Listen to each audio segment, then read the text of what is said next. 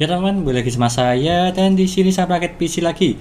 Rakit PC di 5 jutaan, 5,3 juta udah mendapatkan spek gaming. Seperti contoh yang ada di sini, meskipun menggunakan GPU second ya, bukan baru. Ya, kalau pengen worth it sih VGA-nya second ya, bukan baru. Supaya lebih hemat untuk budget rakit PC. Seperti contoh yang ada di sini menggunakan GTX 1060. Udah jadul banget ya, tapi ini serinya yang 3 GB. Dan juga menggunakan Core i3 Gen 10105F yang tray supaya lebih murah juga. Kurang lebih seperti itu, dan juga part-partnya ada di sini. Dan juga casingnya berwarna hitam dan juga ada RGB seperti contoh yang ada di sini. Kurang lebih seperti itu. Dan sebelum saya jelaskan apa saja spek yang ada di sini dan juga mereviewnya dari segi gaming maupun yang lainnya. Jangan lupa klik subscribe ya teman-teman, pojok kanan bawah tuh ya. Tinggal diklik seperti itu. Lanjut yang pertama, di sini saya menggunakan Core i3 Gen 10105F tanpa box ya, cuma tray. Tapi sama sepaket dengan HSF bawaan Intelnya. Di harga 1 juta aja untuk yang ada di sini. Ya, udah cukup lah di harga 1 juta. 4 core 8 thread untuk main game udah lebih dari cukup. Apalagi Intel Gen 10. Yang paling worth it di tahun yang lalu sampai sekarang. Dengan harga murah udah lebih dari cukup Gen 10.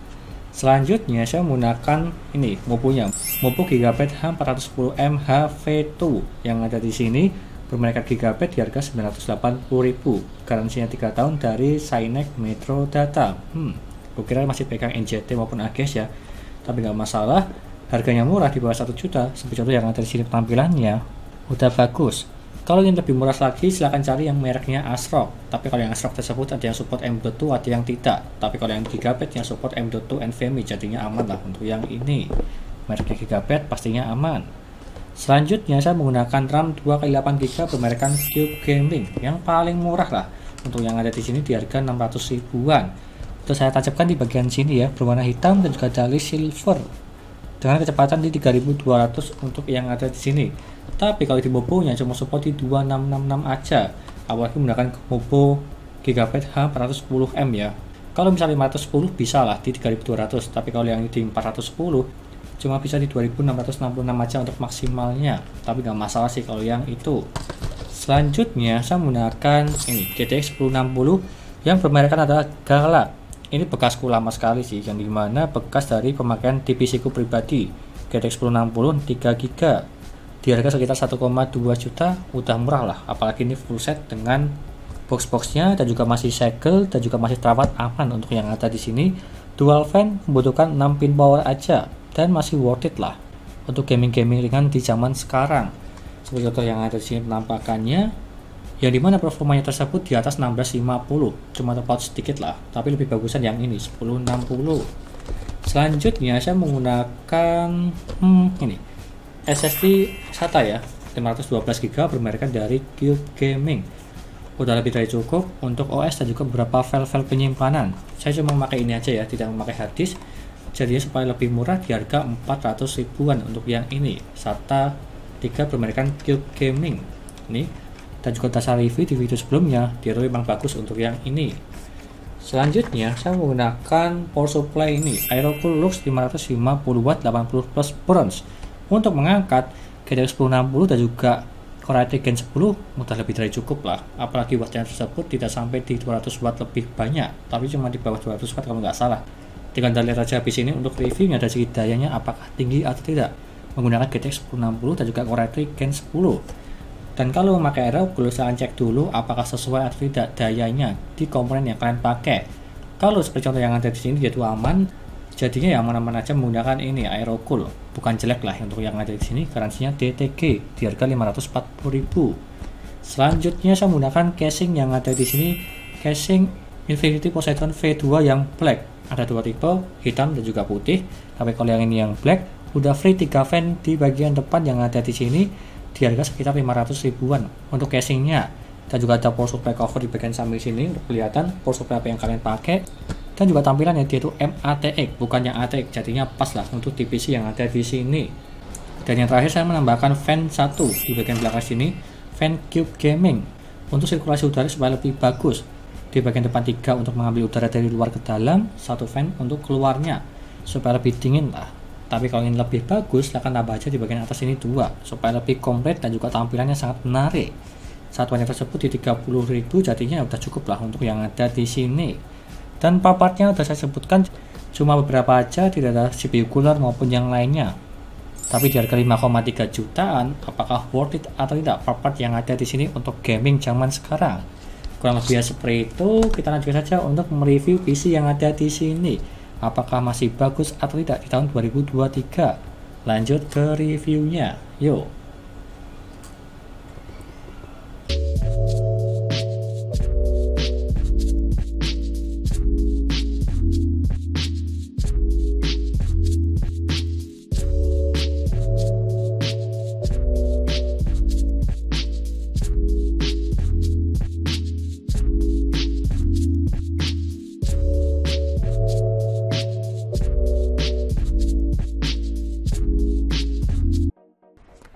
Lanjut yang pertama dari segi booting Windows, yang dimana saya menggunakan SSD Cube Gaming, dan kita tunggu aja seberapa cepat dia untuk booting Windowsnya.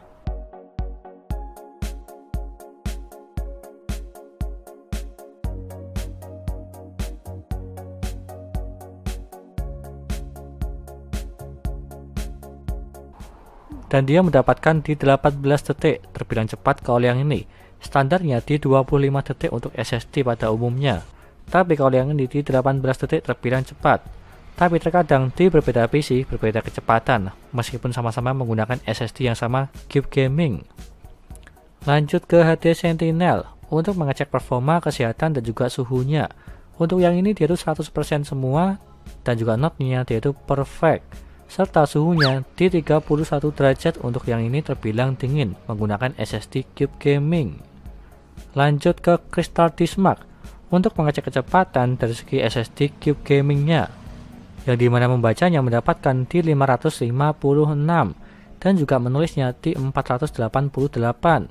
Dan jika kita bandingkan yang ada di website, yaitu aktunya 550/470. Dan kalau kita bandingkan, dia itu melebihi semua dari segi realitanya, cuma terpaut sedikit, nggak sampai di 20 lah. Jadi bisa dibilang ini sesuai dan juga bagus. Lanjut ke HP monitor untuk mengecek suhu, yang dimana menggunakan Core i3 Gen 10 dan juga stock cooler Intel. Untuk minimal yang mendapatkan di 36 derajat dan juga maksimalnya di 93 derajat. Untuk minimalnya saya cuma diem aja di desktop, tidak ngapa-ngapain. Dia mentok paling bawah di 36 derajat terbilang ini masih dingin, di bawah 40 derajat. Dan juga maksimalnya di 93 derajat terbilang ini panas. Ini saya tes di Geekbench R15 5 kali berturut-turut, dan dia mentok paling tinggi di 93 derajat terbilang panas ya. Tapi lebih baik menggunakan CPU cooler tambahan, di harga 100.000 udah cukup lah untuk yang ini, untuk Core i3 Gen 10. Lanjut ke Geekbench R15 untuk OpenGL mendapatkan di 103 fps menggunakan GTX 1060 3GB, serta CPU mendapatkan di 849 GB. Lanjut ke gamingnya, yang pertama GTA 5 settingan 1080p dan juga settingan high, dia mendapatkan di 105 fps. Maupun untuk game GTA Roleplay, dia itu juga masih aman untuk yang ini, menggunakan Core i3 Gen 10 dan juga GTX 1060. Lanjut ke Battlefield 5 settingan 1080p dan juga settingan low, dia itu mendapatkan di 50 fps. Ini juga masih nyaman lah di 50 fps. Tapi kalau ingin lebih di 60 fps, silahkan setting ke 720p aja dari segi gambarnya, supaya lebih lancar. Meskipun mengorbankan dari segi gambarnya aja untuk yang ini. Lanjut ke Need for Speed Heat, settingan 1080p dan juga settingan low mendapatkan di 49 fps. Ini pun juga masih lancar lah di atas 30 fps. Tapi kalau ingin lebih, silahkan setting ke 720p aja dari segi resolusi layarnya, mendapatkan di atas 60 fps di game Need for Speed Heat. Lanjut ke game Apex Legends, settingan 1080p dan juga settingan low, dia mendapatkan di 103 fps. Ini pun juga masih aman lah, di settingan rata kiri masih di atas 100 fps. Kalau di medium juga bisa ya, tapi lebih baik di low aja untuk yang ini. Lanjut ke PUBG Steam, settingan 1080p dan juga settingan high, dia mendapatkan di 115 fps. Ini terbilang ringan ya untuk PUBG Steam, berbeda seperti Apex Legends sebelumnya. Dia masih mendapatkan di atas 100 fps di settingan high, terbilang lancar untuk yang ini. Lanjut ke game Valorant, settingan 1080p dan juga settingan high, dia mendapatkan di 167 fps. ini juga masih aman karena gamenya ringan, mendapatkan di atas 100 fps meskipun di settingan rata kanan di game Valorant. Lanjut yang terakhir dari segi game Dota 2, settingan 1080p dan juga settingan high, dia mendapatkan di 91 fps. Ini masih aman, mendapatkan di atas 60 fps di settingan high.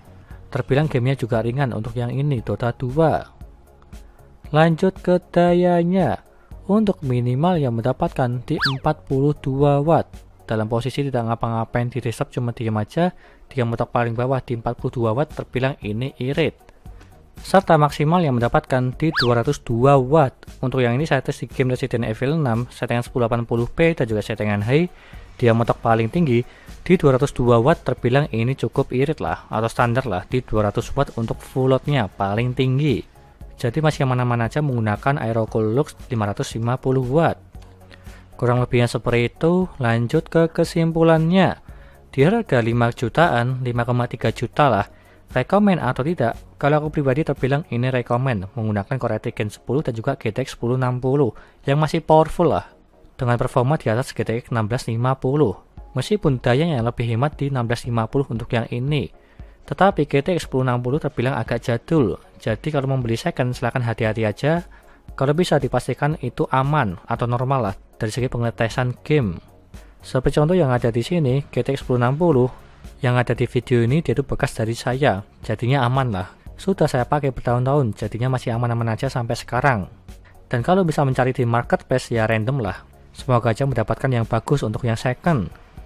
Kurang lebihnya seperti itu, dan semua listnya ada di sini dan juga semua linknya ada di deskripsi.